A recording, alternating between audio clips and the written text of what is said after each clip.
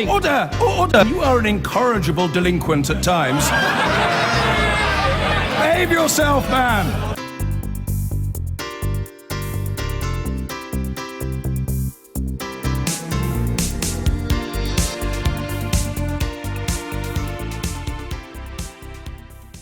Well, now, the anger and alienation against conventional politics and politicians isn't just confined to America, of course. It's becoming a worldwide phenomenon.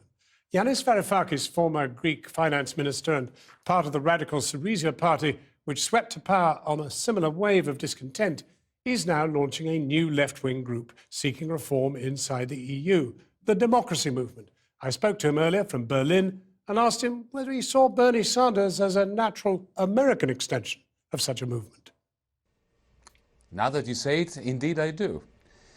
A very large number of democratic-minded people have had a gutful for years, John, of prefabricated politics, of politics which is based on subterfuge. We have a situation where there is a resurgence of questioning the kind of politics which has been regurgitating and repeating the mistakes of the past and serving them as rehashed policies which everybody knows are going to lead to a general degeneration of both our economic and political life.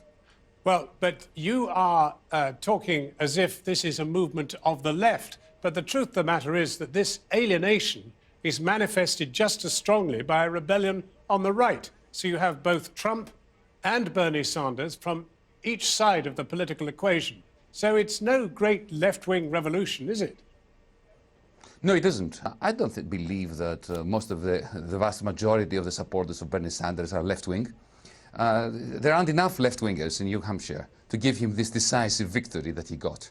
I think there is also a coalition taking shape in the United States of America of people who are concerned about the quality of our democracy, independently of whether they have socialist inclinations or not. But you have lived and taught in America, and you know it well enough to know surely that at the end of the day, Bernie Sanders is not going to become the President of the United States, and very possibly Donald Trump won't either, because the institutions are perhaps wedded enough to the past to ensure it simply doesn't happen. Be that as it may, let me remind you that the rise of Marine Le Pen in France, the rise of UKIP in the United Kingdom, the rise of Golden Dawn in Greece, the rise of Donald Trump, which is, if you want, the dark side of the rejection of the establishment in the United States.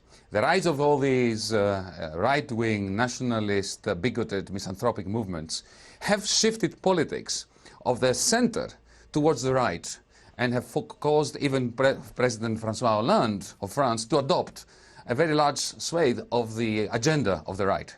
So if you have somebody like Bernie Sanders making a good show, even if he doesn't win, that hopefully will tilt politics in the direction of humanism again.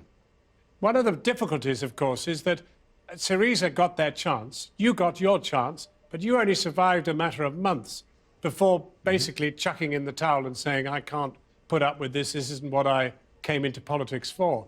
And that really is the test of the thing, isn't it? Will people stay the course as you describe this revolution that's sweeping democracy in the world?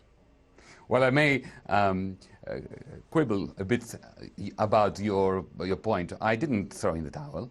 I just made the tactical decision to move out of the ministry when it was abundantly clear that the only way of staying in the ministry would be to sign on the dotted line of exactly the opposite kind of policies that I think were viable for Greece and for Europe. Politics, you know, is not something that just happens in the corridors of power. It's also what happens where I am, amongst various democratic movements. But the point I want to make is this. We failed. There's no doubt that we failed during my 5-6 months in the Ministry of Finance in Greece. But yet, we've changed Europe to a significant extent. John, do you realize that after that episode, Europeans now know, independently of whether they agreed with me or disagreed with me, whether they were Germans or Greeks, they know that the Eurogroup, that makes all the important decisions in the Eurozone and in the European Union, from a financial point of view, that body is utterly unaccountable. It is illegal, it has no standing in law, and it makes all the decisions in pure lack of transparency. Even that was a contribution to the politics of Europe. Even that was a good reason for having fought a good fight for 5-6 months in government and to continue outside of government now. Yanis Varoufakis, thank you very much indeed for talking with us.